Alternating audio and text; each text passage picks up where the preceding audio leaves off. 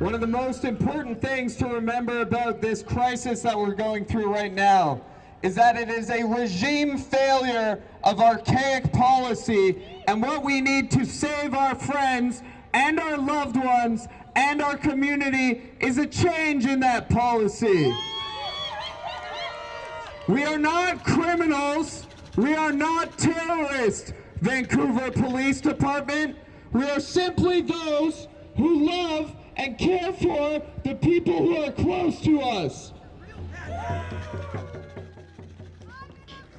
We have suffered too long in silence and watched our friends and family die. I personally have responded to hundreds of overdoses, something no one should experience, as I'm sure many of you know.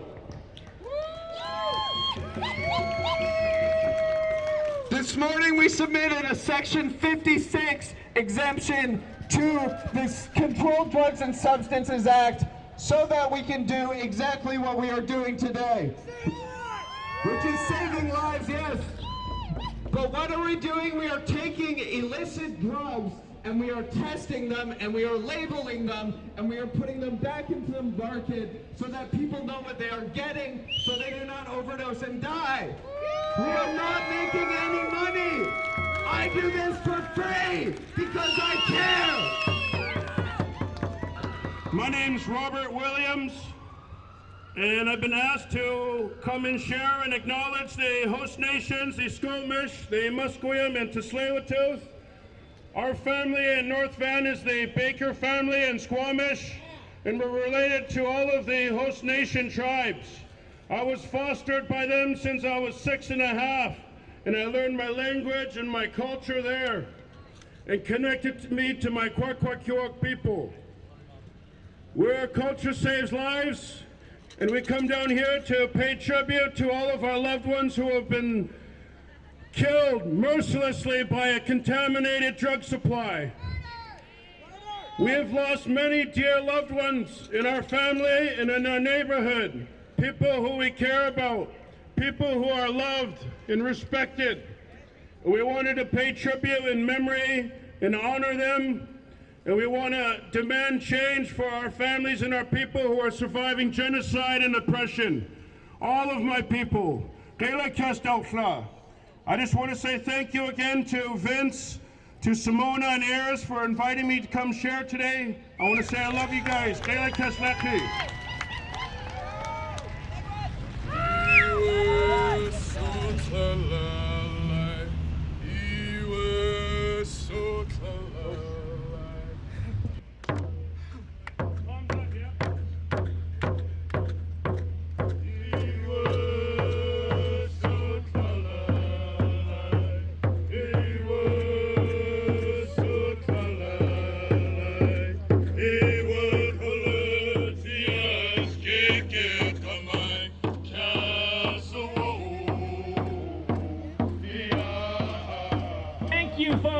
For coming out on this important day, International Overdose Awareness Day.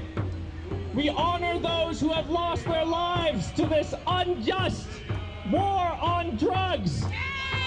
Too many lives lost over all these decades. Not one more!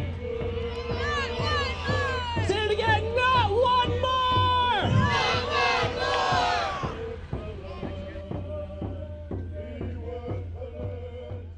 they have these drugs prescribed or able to be prescribed, but they're not prescribed. So what's the point? We need safe supply by our determination, not by theirs. The word safe supply, the safe supply actually came from the mayor of Vancouver. We didn't make that term. It wasn't us. It was him. And it just kind of was in the paper and was a catchphrase, and then there you go. So that's part of the meaning of the safe supply. But you know, I do have to say I know that there are a lot of people that have benefited from the safe supply of drugs, but the thing is we cannot do these programs unless we do the things we're doing right now. Safe supply means illicit what they would call illicit. To us, is safe supply. To me, I don't ever plan on not smoking raw cocaine anymore, ever. What I plan on getting is clean raw cocaine.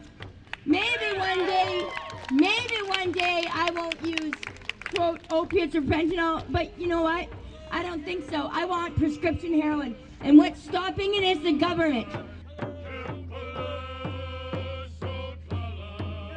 Say it again! Your drug policy is murder! Say it! Your drug policy is murder! Say it!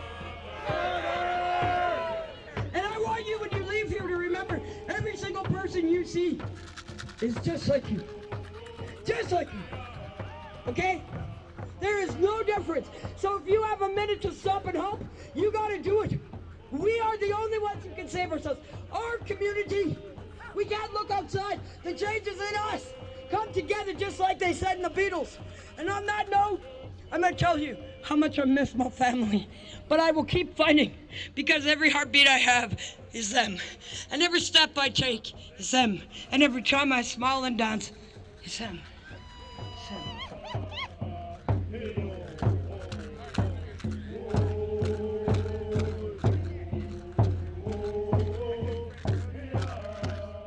Go like this to show the preciousness of life.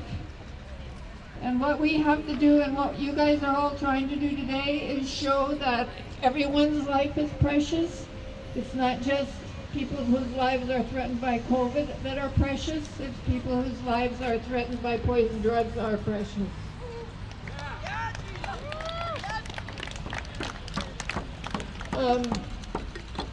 We've obviously got to get more action. I saw the paper that DULF and VANDU have sent to try and get a Section 56 exemption so that we can have community distributed safe drugs. I'm going to try and get the city to endorse that. I don't know if I can. I'll try and do it. It's obvious that governments aren't doing what they should be doing.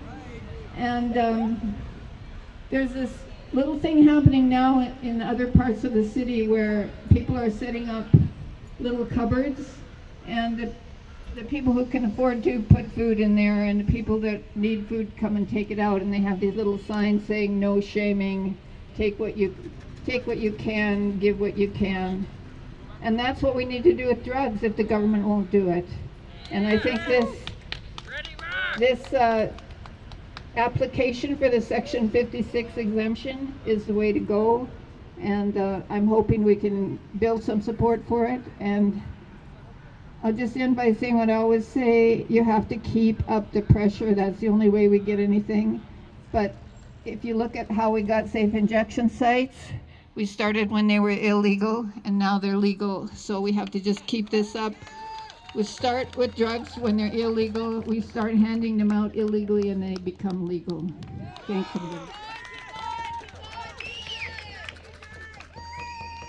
Give it up one more time for Gene Swanson, folks! Gene Swanson always tells me we're in it for the long haul, right, folks? This fight is a long one, and if we survive, we will keep